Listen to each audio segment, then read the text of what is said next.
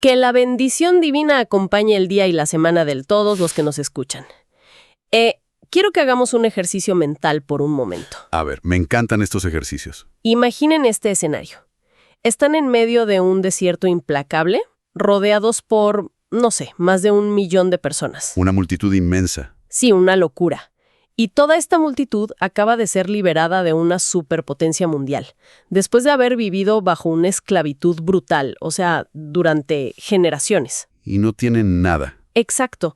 No tienen una nación, no tienen tierras, no tienen un sistema de gobierno, no hay fuerza policial y pues no existen tribunales de justicia. Es una pizarra en blanco total.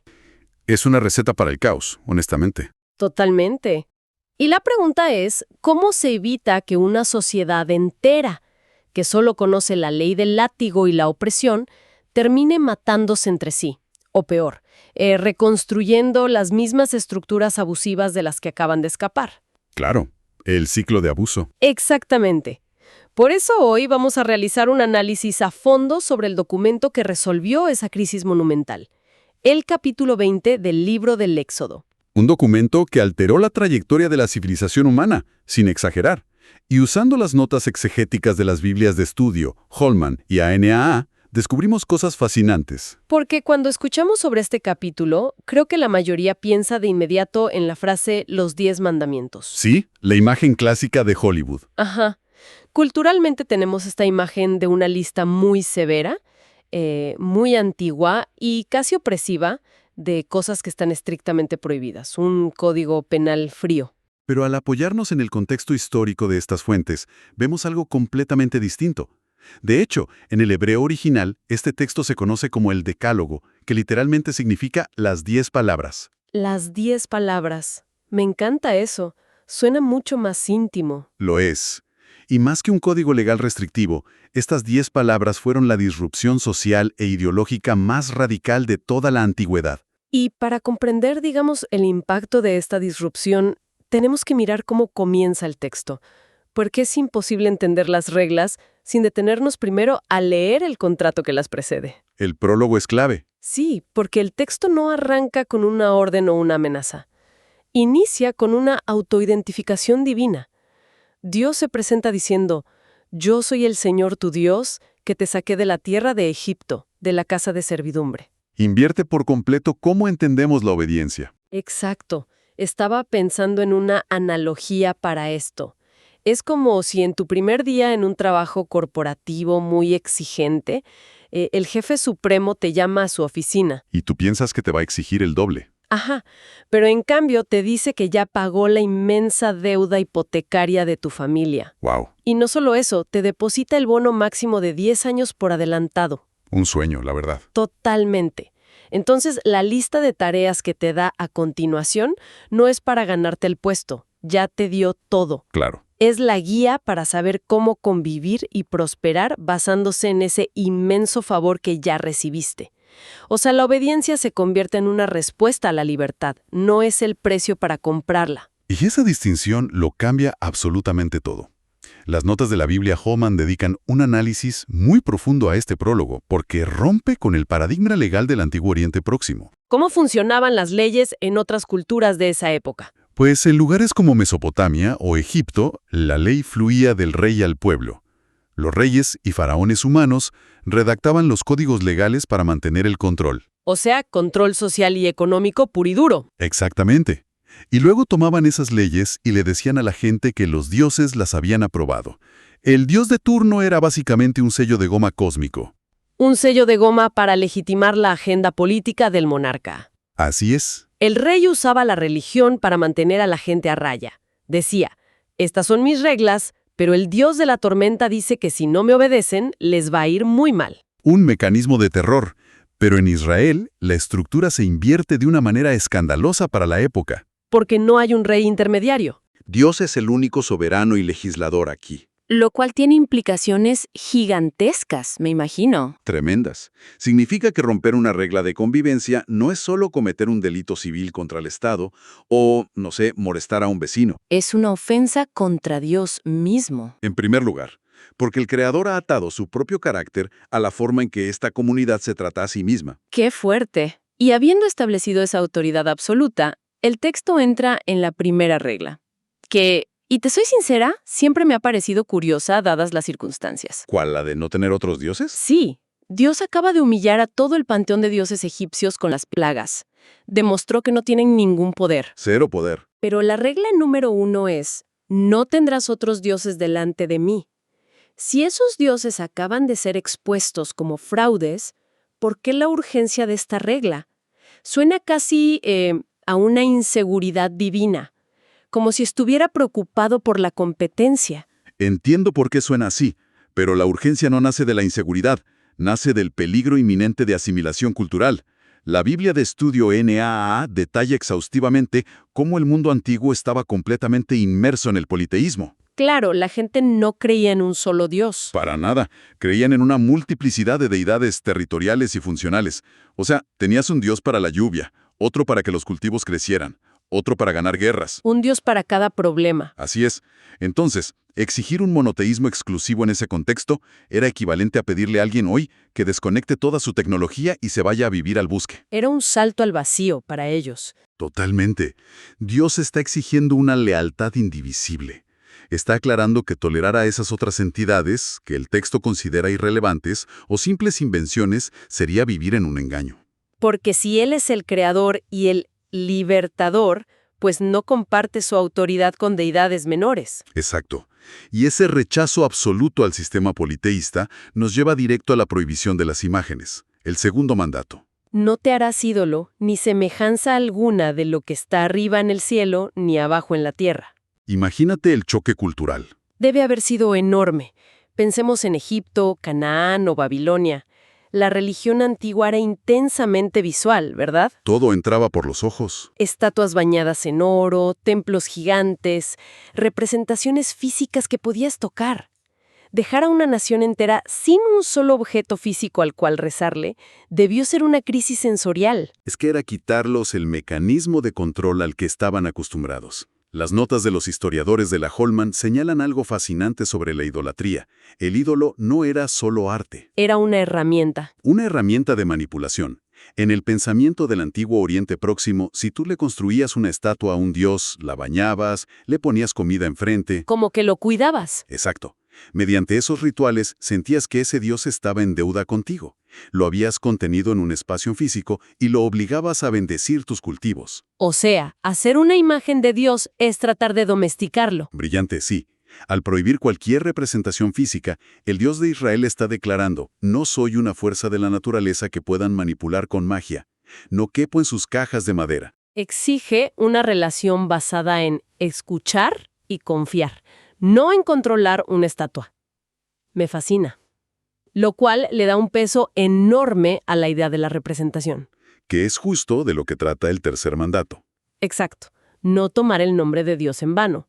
Popularmente esto se ha reducido a, no decir "ay Dios" cuando hay tráfico o cuando te golpeas el dedo del pie. Claro, la versión superficial. Pero las fuentes revelan una capa de significado mucho más profunda, relacionada con el perjurio en los tribunales y el comportamiento ético. Tomar el nombre de Dios en la antigüedad era llevarlo como una marca de propiedad. Pensemos en un embajador internacional. Ajá. Si ese embajador viaja a otro país y se involucra en corrupción o fraudes, no solo arruina su propia reputación. Mancha el nombre de la nación entera ante los ojos del mundo. Exacto. Invocar el nombre de Dios para respaldar una mentira en un juicio, o decir que eres del pueblo del pacto mientras oprimes al vulnerable, es vaciar de significado el nombre divino. Es usar a Dios para encubrir la maldad humana. Y el texto advierte que eso no quedará impune. Y aquí es donde el texto se vuelve difícil de digerir para el lector contemporáneo. Sí, quiero poner este problema sobre la mesa porque estoy segura de que muchos lo piensan. Para respaldar esta seriedad, el texto describe a Dios como un ser celoso que castiga la maldad de los padres sobre los hijos hasta la tercera y cuarta generación. Suena durísimo. Siendo muy honesta, desde una lectura superficial evoca la imagen de un dictador humano vengativo. Un ser inestable que guarda rencores familiares. Es muy difícil conciliar eso con el Dios libertador del prólogo. Es una tensión genuina, y las Biblias de estudio abordan este lenguaje directamente, porque tenemos que desmantelar nuestras definiciones modernas. Primero, El término celoso aquí no es la envidia de un adolescente. No es alguien inseguro porque otro tiene un mejor auto. Para nada. Describe el celo protector dentro de un pacto formal, como un matrimonio. Si alguien descubre una infidelidad en su matrimonio, la respuesta sana y justa no es la apatía. Es un celo profundo porque algo valioso está siendo destruido. Exacto. El celo de Dios es su compromiso inflexible con el bienestar de su pueblo. No va a soportar que vuelvan a esclavizarse a sí mismos adorando a ídolos muertos. Entiendo eso. Pero, ¿qué pasa con el castigo a los bisnietos? ¿Por qué la tercera o cuarta generación tendría que cargar con la culpa de sus antepasados? El análisis de la NAA aclara que esto no significa que Dios castigue a un nieto inocente por el crimen de un abuelo. Otros textos bíblicos posteriores prohíben explícitamente eso. Entonces, ¿de qué habla? Está describiendo una realidad sociológica profunda, las consecuencias naturales del pecado sistémico. Cuando una generación se entrega a la corrupción o a la violencia, el trauma y los comportamientos destructivos inevitablemente se heredan. Ah, claro. Ciclos de abuso doméstico, adicciones, odio racial. Exactamente. Esas semillas germinan y afectan el ecosistema de la familia por 3 o 4 generaciones. Sin embargo, hay un contraste matemático en este pasaje que suele pasar desapercibido. Y cambia todo el tono. Hablamos de las miles de generaciones. Así es. El texto dice que el efecto de la rebeldía se extiende 3 o 4 generaciones, pero la misericordia y el amor leal se extienden a miles de generaciones. Si pones eso en una balanza, la inclinación hacia la gracia es astronómica. El daño humano tiene un límite orgánico, pero la restauración es prácticamente infinita. Es un mensaje de esperanza brutal. Y ese énfasis en la restauración comunitaria nos lleva directo a una de las reglas más asombrosas del documento: el sábado, el sábado. Es el puente perfecto entre cómo se relacionan con Dios y cómo diseñan su economía. Y al revisar las notas históricas, resulta difícil exagerar el nivel de disrupción que esto representaba. Un día de descanso obligatorio. Fue una innovación de derechos humanos sin precedentes. En las culturas antiguas, el ocio estaba reservado para la aristocracia y los dioses. Los faraones descansaban. Y los dioses descansaban en sus templos, mientras que los humanos, según la mitología, fueron creados para hacer el trabajo pesado y darles de comer a los dioses. ¡Qué deprimente! Sí. Entonces, la idea de que una nación entera, de arriba a abajo, detuviera sus motores de producción un día a la semana, era una locura económica. Especialmente por quienes estaban incluidos. El mandato es sumamente específico.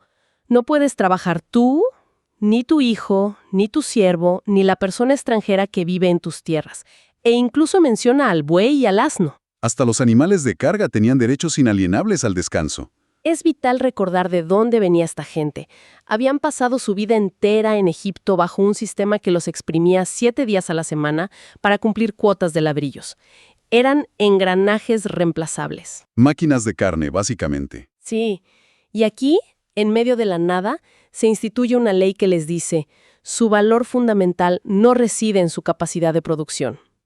Darle un día libre garantizado por ley divina a un sirviente desmantelaba la opresión egipcio. Dejar de trabajar el 14% del tiempo significaba confiar ciegamente en la provisión de Dios.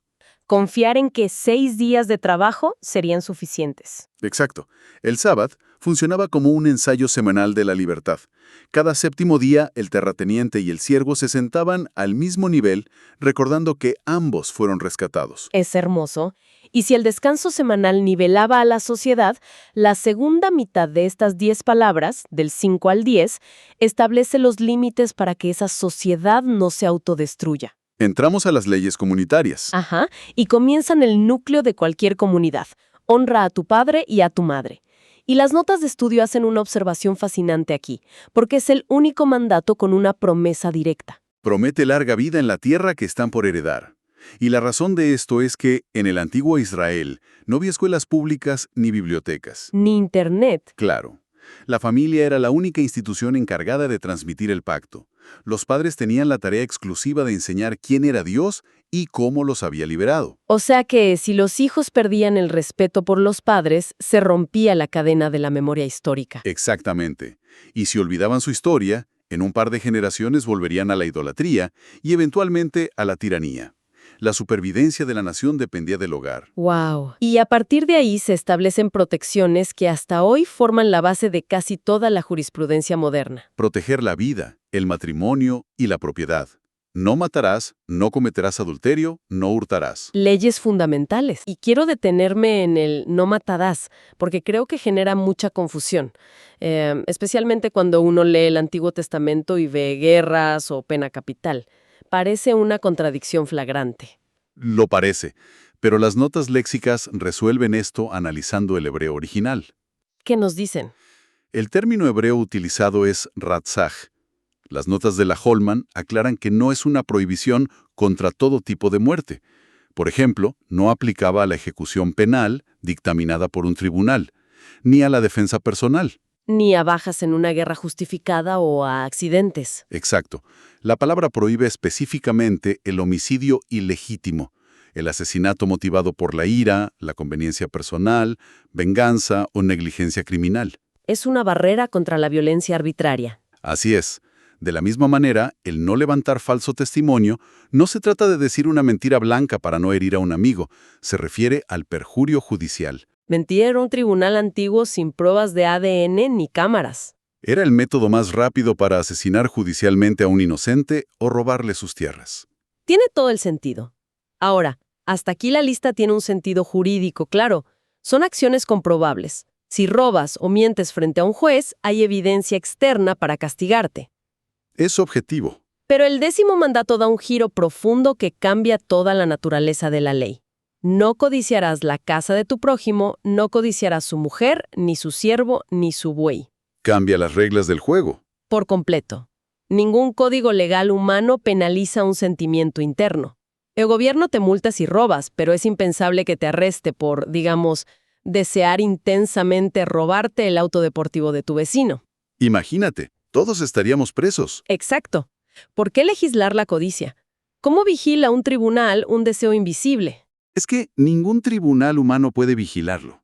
Y esa es la brillantez del Decálogo. Las notas de la Biblia NAA argumentan que la codicia es la raíz psicológica y espiritual de casi todos los delitos anteriores. Claro, el origen del problema. Nadie se levanta un día y roba o comete adulterio por puro accidente en un vacío mental. Todo delito comienza con un proceso interno. Permites que el deseo eche raíces y se convierta en una obsesión. Codiciar la propiedad del otro es el embrión del robo. Y codiciar a la pareja del prójimo es el embrión del adulterio. Es como diagnosticar la infección en la sangre en lugar de solo ponerle una venda al síntoma. Al prohibir la codicia, el texto nos dice que Dios no quiere solo ciudadanos dóciles. Ciudadanos que mantengan las manos en los bolsillos mientras por dentro se consumen de envidia. Exactamente, la meta final es la transformación del corazón humano. La paz no se logra solo con policías, se logra cuando hay contentamiento y la gente no necesita destruir a su vecino para prosperar. El contentamiento es el verdadero antídoto contra la codicia. Ahora bien, es fascinante cómo el texto literario maneja la entrega de estas leyes, porque justo después de sumergirse en la intimidad de los deseos, la narrativa hace un cambio de escena brutal. Es un salto cinematográfico. Las fuentes describen que la montaña del Sinaí está envuelta en humo como un horno gigante. Hay truenos ensordecedores, relámpagos, el sonido de una bocina. La tierra tiembla. Y la reacción de la gente no es de asombro pacífico, es pánico absoluto. Sienten que van a ser aniquilados y le ruegan a Moisés: habla tú con nosotros, pero que no hable Dios para que no muramos. Están aterrorizados de esa santidad desnuda. Y Moisés responde a esta crisis masiva con algo que parece un trabalenguas. Les dice: no tengan miedo. Dios ha venido para probarlos y para que su temor esté delante de ustedes para que no pequen. Suena súper contradictorio. No tengan miedo, pero tengan temor. Las notas exegéticas nos ayudan a desenredar esta paradoja. El pánico paralizante asume que Dios quiere destruirlos, lo cual es falso. Él acaba de liberarlos. Sin embargo, el asombro moral, la reverencia profunda... Es el temor sano que los alejará del mal. Exacto. Si pierden ese asombro reverencial, perderán el respeto por las 10 palabras. Y si pierden eso, volverán a comerse vivos. Y justo en medio de este escenario tan intimidante de truenos, llegamos a un detalle arquitectónico que me parece la mayor ironía de todo este análisis. A ver, ¿cuál? Dios acaba de mostrar un poder que hace temblar la tierra. uno esperaría que su siguiente orden fuera: «Constrúyanme un templo digno de este poder. Mármol, oro macizo, escaleras gigantes». Como los templos de Egipto. Pero en cambio, las instrucciones son de una simplicidad absurda. Les dice que le hagan un altar de tierra y que si usan piedras no pueden usar herramientas de corte, ni cinceles ni martillos, piedras en bruto. Y detrás de esa sencillez hay un ataque directo a la teología del orgullo humano.